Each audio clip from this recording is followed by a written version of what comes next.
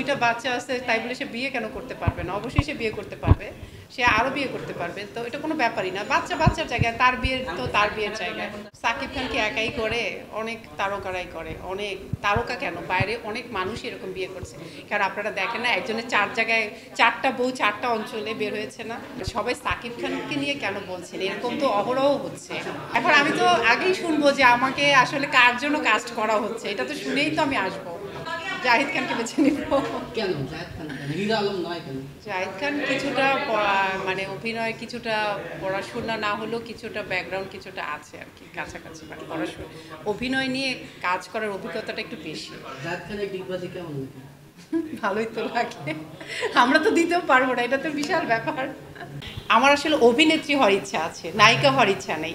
অভিনেত্রী হলে এটা লাস্টিং করে অনেক দিন, নায়িকারা তো আসে যায়, একটা পরে হচ্ছে কি নায়িকাদের এভাবে নায়িকা থাকে না, তো তখন সবাই অভিনেত্রী হয়ে যায়। তো আমি প্রথম থেকে অভিনেত্রী হতে চাই।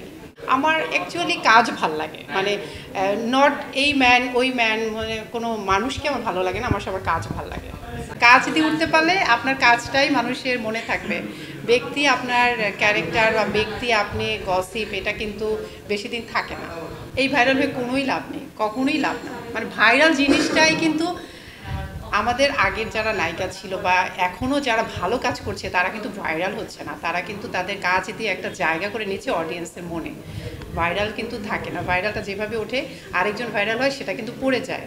তো এটা তো কোনো লাভ নেই। আমার একলা আকাশ থমকে গেছে রাতের স্রোতে ভেসে, শুধু তোমায় ভালোবেসে, আমার দিনগুলো সব রঙিন হলো।